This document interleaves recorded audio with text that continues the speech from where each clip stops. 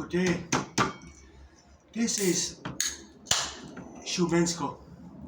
I don't think I really need to say much about this beer because you always see me drinking it. It's my favourite beer.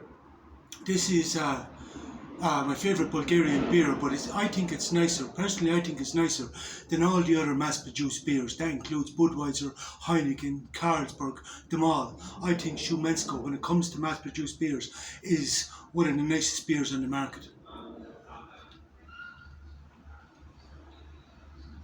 And my favourite beer. But anyway, I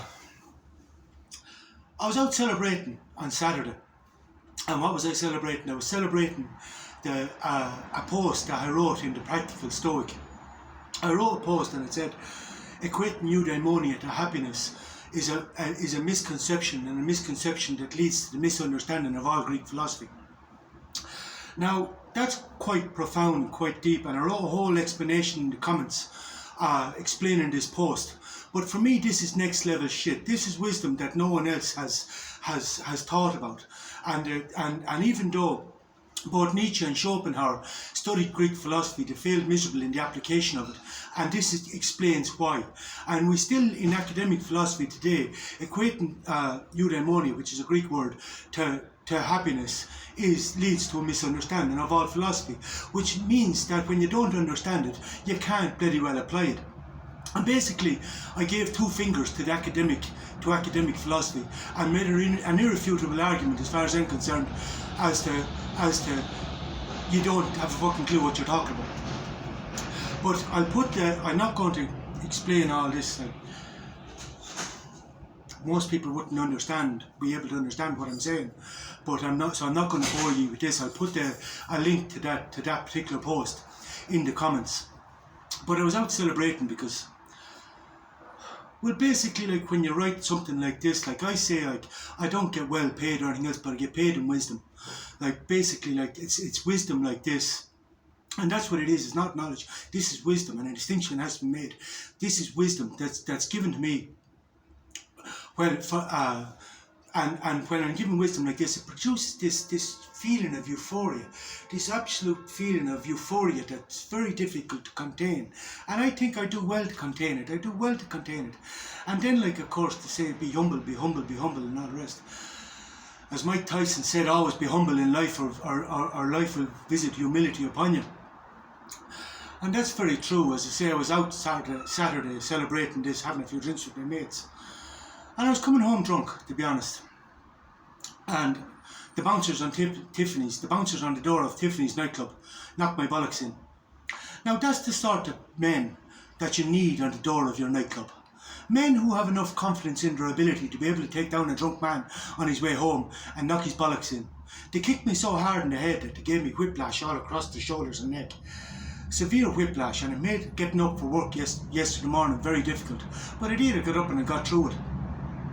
But this demonstrates. I said the next morning to my soul, what the fuck should you do that for? Because they can't control their thoughts and they can't control their feelings, but their response is theirs. And that's why I said to my soul, the response is theirs. The response is theirs. My soul said to me, the response is theirs. And this is what defines your character, your responses. But these are the type of men that you need on a door, as I say, because this is why I say people don't learn from history. And this is what makes them stupid cunts. And I call them stupid cunts for a reason. I call them stupid cunts because they can't apply the philosophy, they can't think. But again, you can't learn what you think you already know. And you're learning from people who think they already know. But they don't have any empirical knowledge, they don't have experience, and they don't try to actually understand and relate.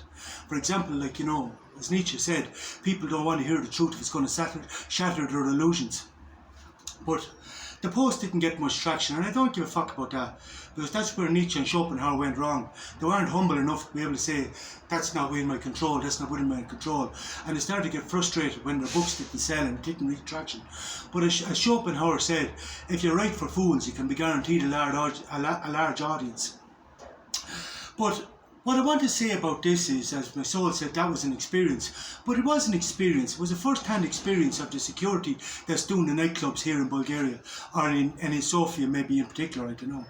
what the rest of it is like. I haven't been to many nightclubs. I wasn't even in that club, nightclub, as I say. I was only walking home from a festival that was down in the park. And I wasn't even in a nightclub, I was only walking home. And to be honest with you, I can't remember what caused it, but as I said, the hard men of Bulgaria were able to bring me down and kick the head off me. But that's why I call them stupid cunts is we've been through all this. In Ireland and England, we have been through all this. Cunts like this ruin your fucking business, because that sort of shit comes back and bites you in the ass. It really, really comes back and bites you in the ass.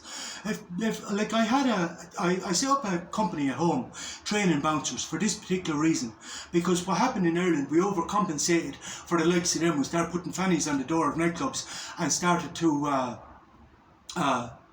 use the law, as I always used to say when I walked in the door of nightclubs. Never bring the law into it, never phone the guards. We should be able to deal with our own shit, because you don't need the state putting their nose in your business and determining your ambience. This is for you to do. It's for each club to determine their own ambience, to control their own setting, to control their own business, and not have the state intervening and having put no input into your business whatsoever, intervening and then determining the nature of change in your business. This should be up to the individual business to do. And that's why I say nanny state makes a complete fuck of everything, including inhibiting people from developing their faculty of reason. As I say, it's very difficult to develop your faculty of reason in a nanny state or in a communist culture. Not that we ever had communism in Bulgaria, we didn't. Ask anybody who has this experience and knows about communism. We never had communism in Bulgaria, but we have what they call a communist regime, but they never had communism. If we understand Lenin's communism, we never had communism. If we understand the principles of communism, we never had communism. But one thing we have had is through all this, we've had, when you have this start of capitalism, and the affluence that comes into society when people have more money and they're seeking new and higher concepts, like for example nightclubs and drugs and drink and new and higher concepts, people swinging from the ceiling and all the carnival atmosphere that will develop in the nightclub industry, in the entertainment industry. But it's very, very, very important to get your security right, because when you have thugs like this on the door, you're going to fuck your business and you're going to fuck your city. They don't understand how important security is and how important it is for the security to have empathy and to have an understanding that people are drinking and are on drugs, and you don't need to fucking have this egotistical mindset where you're so powerful and so confident in your ability that you can take down a drunk man and knock his bollocks in, because that shit comes back and bites you in the ass. And if you read the book Bouncers, for example, this explains the demise of a marvellous nightclub that was in Manchester called the Hacienda, and it's the security that fucked this up by not controlling the drug culture and by trying to control allowing in a gangster lifestyle, a mafia style and gangster lifestyle, because even though the powers that be think they control everything here, believe me, this shit escalates. When money starts coming into it, this shit escalates to levels that they cannot control and makes a complete fuck of everything. And you think that's not the truth? Have a look at England, have a look at London, and have a look at Manchester, and have a look at these cities that have been through this. And then you can determine the nature of change by saying to yourself, well, what can we do different? Let's not go down that path. Because to go down that path is to do exactly what history always does. History repeats itself. That's because we have stupid cunts that can't apply the history. And they can't apply the history because they can't apply the philosophy. And that's why, as I was saying this morning in the same comments on that post, that's why a philosophy degree and a history degree qualifies you for a job in McDonald's. Because they can't apply the philosophy. They can't apply what the knowledge that they think they have. They can't apply it because they don't understand it. And Greek philosophy is the base of all philosophy. It all stems from that. It all, even postmodernism, all this, even though I think postmodernism is bullshit, I still have a lot, like I would agree with what a lot Foucault says, but yet we could hammer holes in it all day long. Because again, you need to have a deeper understanding. You need to understand the concept of eudaimonia. You need to define your terms. You need to understand what eudaimonia actually is. And then if you want to understand, and then when I got up the next morning, I said to myself, maybe I need to go off the drink for a while. Maybe I need to go off the drink for a while. And this is natural. They say to yourself, it's like falling off a horse and getting such a kicking. As you say to yourself, well, that's it now, I'm finished with that shit. I'm never getting up on a horse again. But no, that's not the answer. The answer is to take the experience and use it. This is, as to say, AC current. AC current.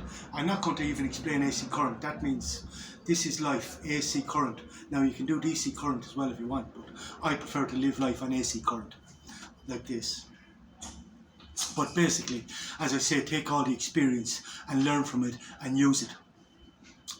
But yeah, so yeah, that was Tiffany's nightclub, the security in Tiffany's nightclub. So you can know what to expect, that you're in good hands there.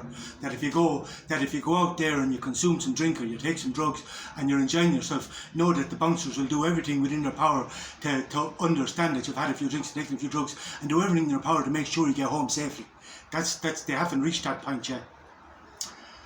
But this is a learning curve. But I say there's no reason to make the mistakes of England, and as I say, you have to be able to learn from the mistakes of others. It's not necessary to repeat the mistakes of others. And this is the point of history. This is the point of history. All you have to do is apply the fucking thing. And if you want to understand the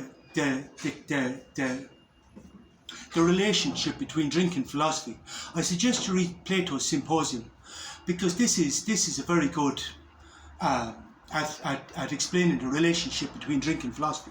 Basically, they all had a symposium, a party of very intellectual men, some of the most intellectual men in Athens at the time. And they more or less had a drinking competition, but it was basically, they had a considerable amount of drinking. They were talking about eros.